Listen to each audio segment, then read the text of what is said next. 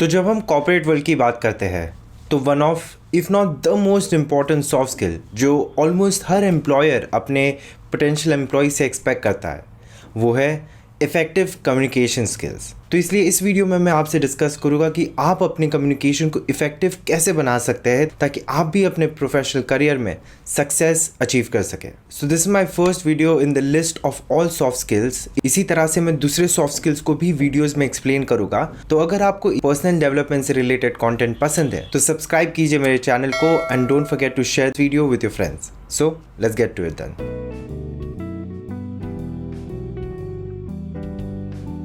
अब बात कम्युनिकेशन की अगर कर ही रहे हैं तो पहले ये समझ लेते हैं कि कम्युनिकेशन होता क्या है। तो कम्युनिकेशन में दो पार्टीज इन्वॉल्व होती है, सेंडर, दूसरा है रिसीवर। अब कम्युनिकेशन पूरा होने के लिए दरअसल सेंडर को एक मैसेज कन्वे करना होता है जो कि रिसीवर रिसीव करता है। Quite simple. But communication effective तब कहलाता है जब रिसीवर सेंडर के कन्वे किए हुए मैसेज को पूरी तरह से ढंग से इंटरप्रेट कर सकता है, यानी कि पूरी तरह से समझ सकता है। क्योंकि अगर रिसीवर पूरी तरह से मैसेज नहीं समझ सका तो मिसकम्युनिकेशन हो जाती है या फिर मिसअंडरस्टैंडिंग्स भी। देवी प्रसाद जी घर में हैं? अरे कौन देवी प्रसाद? ये देवी प्रसाद का घर नहीं है। क्या देवी प्रसाद घर में नहीं है? किधर है? अरे काय रे देवा, देवी का प्रसाद मंदिर में मिलता है, गराज में नहीं। और आप तो यही जानते हैं कि प्रोफेशनल लाइफ में मिसअंडरस्टैंडिंग्स विद योर मैनेजर्स या फिर आपके कोवर्कर्स थिंग्स को कितना कॉम्प्लिकेटेड बना देता है, right? So in order to avoid that we need to improve our communication.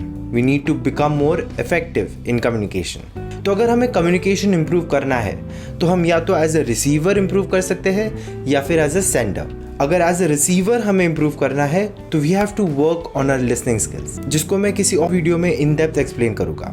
But यहाँ पे हम ध्यान देते हैं अपने आप को एज अ सेंडर कैसे इम्प्रूव करें ताकि हम जो भी मैसेज भेजें चांसेस बेटर हो जाए कि वो ढंग से इंटरप्रेट हो सके बाय द रिसीवर। तो अगर आप कम्युनिकेशन की इफेक्टिवनेस बढ़ाना चाहते हो तो आपको इन दो हिस्सों पे काम करना पड़ेगा। एक है वर्बल, दूसरा है नॉन वर्बल। अभी बहुत लोगों को ये मिसकंसेप्शन है कि वर्बल यानी कि जिसमें हम बोलते हैं और नॉन वर्बल जिसमें हम लिखते हैं, but that is not true.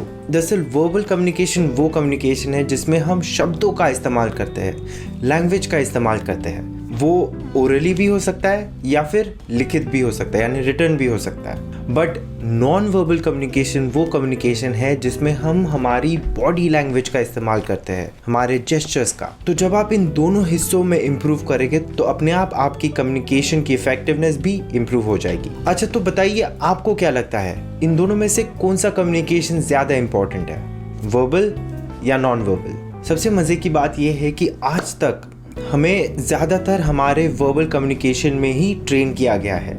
आप सोचिए ना, स्कूल में हमें लैंग्वेज, ग्रामर, स्पेलिंग्स ये सिखाए गए हैं। इनफैक्ट हमें ये भी सिखाया गया है कि स्पीच कैसे देते हैं, डिबेट्स में पार्टिसिपेट करना, वाइवा एग्जाम्स, ये सारी जो ट्रेनिंग हुई है ये हमारी वर्बल कम्युनिकेशन इम्प्रूव करने के लिए की गई है।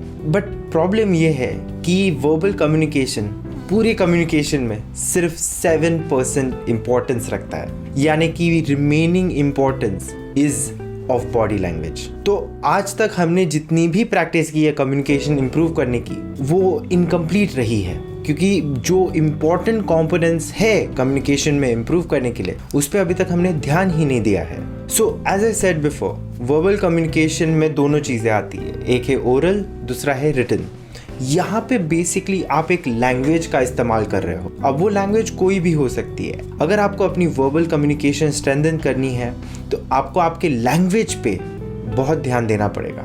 वो लैंग्वेज कोई भी यूज़ कर सकते हो आप, बट लैंग्वेज को इस तरह से कन्वे करने आनी चाहिए कि सामने वाला भी उसे समझ सके। फिर नॉन वर्बल कम्युनिकेशन के अंदर भी कई हिस्से हैं, जैसे कि gestures, hand movements, facial expressions, eye contact, body posture and several other movements. ये सारी चीज़ें जो हमारी बॉडी लैंग्वेज को, हमारे टोन को, हमारे पिच को, हमारे प्रोनाउंसिएशन को, इन सब चीज़ों को मिला के बॉडी लैंग्वेज बनता है। तो अगर हम हमारी बॉडी लैंग्वेज इंप्रूव करना चाहते हैं तो हमें इन इंडिविजुअल चीज़ों पे भी इंप्रूव करना पड़ेगा। So to summarize the information, communication में दो मेन हिस्से हैं, verbal and non verbal. Verbal में हम लैंग्वेज का इस्तेमाल करते हैं और नॉन वर्बल में हम बॉडी लैंग्वेज का इस्तेमाल करते हैं। हालांकि हमने वर्बल कम्युनिकेशन पे बहुत ध्यान दिया है, वर्बल कम्युनिकेशन से कई ज़्यादा इंपॉर्टेंट नॉन वर्बल कम्युनिकेशन है। तो अगर हमें ओवरऑल कम्युनिकेशन इम्प्रूव करनी है तो हमें नॉन वर्बल और वर्बल दोनों में इम्प्रूवमेंट करनी पड़ेगी,